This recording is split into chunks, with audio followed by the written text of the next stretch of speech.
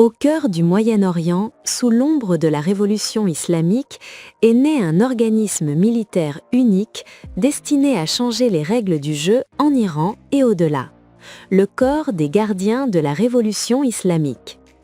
Créé pour protéger les acquis de la révolution, il s'est transformé, au fil de 4 décennies, en un empire militaire, économique et politique redoutable. Ce n'est pas une armée traditionnelle, mais l'ombre du régime et son véritable pouls qui contrôle le destin de millions de personnes.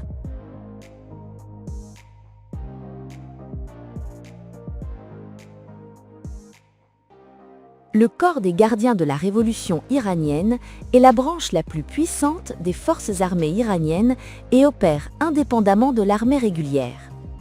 Il a été créé sur ordre de l'ayatollah Khomeini en avril 1979, dans le but d'unifier les groupes paramilitaires apparus pendant la Révolution et fidèles au nouveau régime.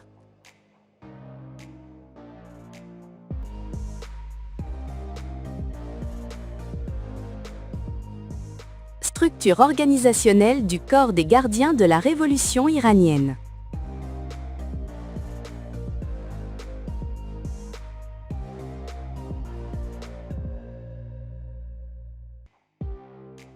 Le commandant suprême des gardiens de la révolution iranienne est le guide suprême. Quant au commandant général des gardiens de la révolution, il est nommé par le guide suprême et est soumis à ses directives directes. L'état-major général des forces armées est l'organe qui définit les politiques militaires globales, tandis que le quartier général central, Khatam al-Anbiya, supervise les opérations conjointes et la coordination militaire.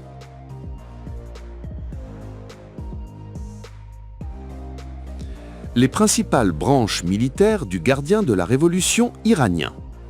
Premièrement, forces terrestres.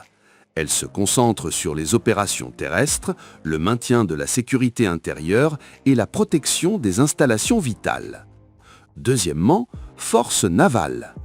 Elles visent le contrôle du golfe Arabique et du détroit d'Ormuz, ainsi que la protection des ressources pétrolières. Troisièmement, forces aérospatiales. Elle se concentre sur la gestion du programme de missiles balistiques, des drones et de la défense aérienne.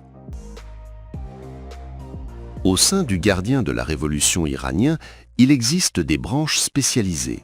Les plus importantes sont la force Quds, les milices Basij et l'organisation de renseignement du gardien.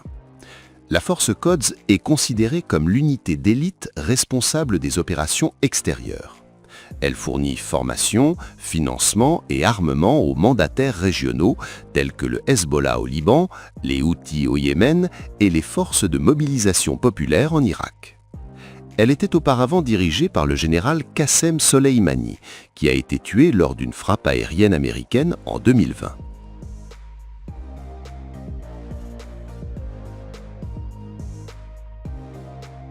Les gardiens de la révolution iranienne contrôlent de vastes secteurs du domaine économique. De nombreuses entreprises affiliées aux gardiens de la révolution opèrent dans des secteurs vitaux, dont les plus importants sont le secteur de l'énergie et du pétrole, ainsi que les secteurs du bâtiment et des travaux publics. De plus, dans les domaines des télécommunications et de la technologie, ces entreprises affiliées sont considérées comme les plus grands fournisseurs de services Internet du pays.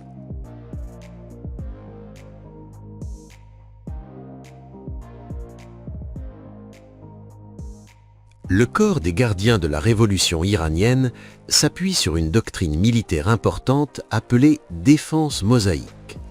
Adoptée officiellement en 2005, son principe fondamental est la décentralisation du commandement, permettant aux petites unités de combattre de manière autonome. L'objectif est de garantir la continuité des opérations, même en cas de destruction du commandement central. C'est pourquoi les gardiens de la Révolution sont divisés en 31 commandements provinciaux indépendants.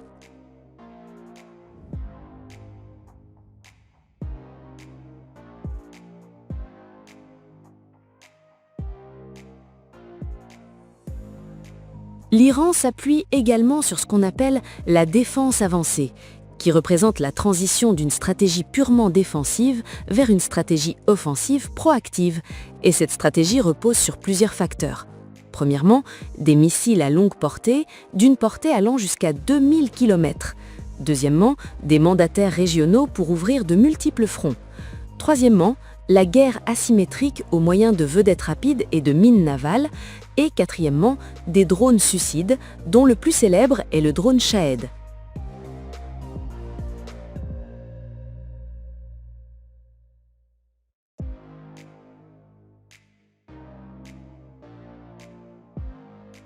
En ce qui concerne la puissance balistique, les gardiens de la Révolution possèdent l'arsenal le plus important du Moyen-Orient. Ces missiles se déclinent en plusieurs types, balistiques, de croisière et hypersoniques. Ils ont la capacité d'atteindre Israël ainsi que les bases américaines dans la région. Selon de nombreux rapports de renseignement, le corps des gardiens de la révolution iranienne possède un arsenal massif de ces armes stratégiques.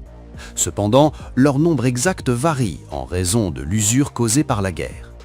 D'après les informations les plus récentes, les chiffres estimés sont les suivants.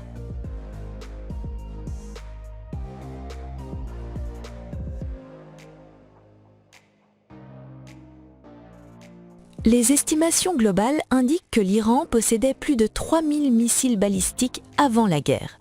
Toutefois, le stock restant actuel est estimé entre 1000 et 2500 missiles seulement, après l'épuisement des réserves suite aux ripostes.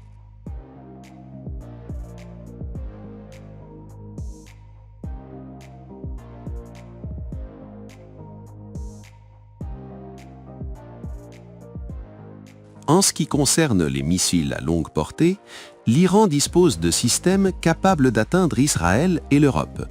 Il s'agit notamment du Sedjil, avec une portée allant jusqu'à 2500 km, et du Keybar Shekan, avec une portée de 2000 km. De plus, le missile Khorramshahr 4 transporte une ogive pesant 1500 kg.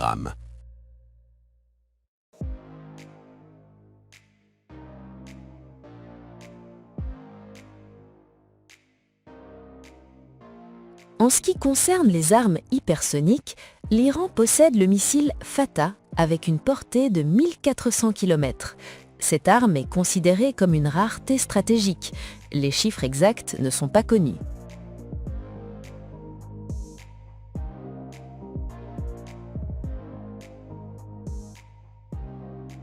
Dans le domaine des missiles de croisière, l'Iran dispose de capacités avancées, en particulier au sein des forces navales des gardiens de la Révolution, où ils servent d'armes complémentaires aux missiles balistiques.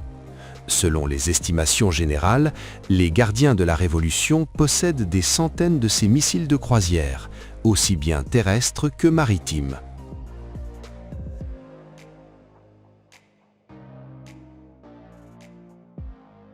L'arsenal naval. Lors d'un récent défilé militaire, les gardiens de la Révolution ont ajouté 2654 systèmes militaires, comprenant des missiles de croisière et des drones, aux forces navales en une seule fois. Ils ont également révélé précédemment des tunnels sous-marins abritant des centaines de missiles de croisière à longue portée, atteignant 1000 km, tels que le Qader 380.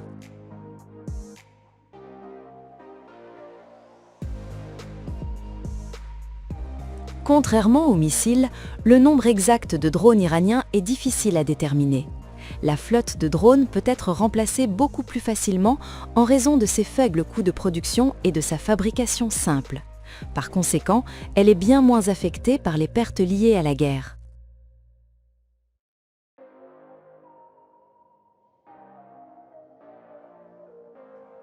Les gardiens de la Révolution possèdent des milliers de drones dits kamikazes, des drones d'attaque à usage unique comme le Shahed. En janvier 2026, l'Iran a annoncé le déploiement d'1 millier de nouveaux drones stratégiques en une seule fois. Cette arme est considérée comme l'atout le plus nombreux de l'Iran, sur lequel les gardiens de la Révolution comptent de plus en plus dans les guerres d'usure et pour l'épuisement économique de leurs adversaires.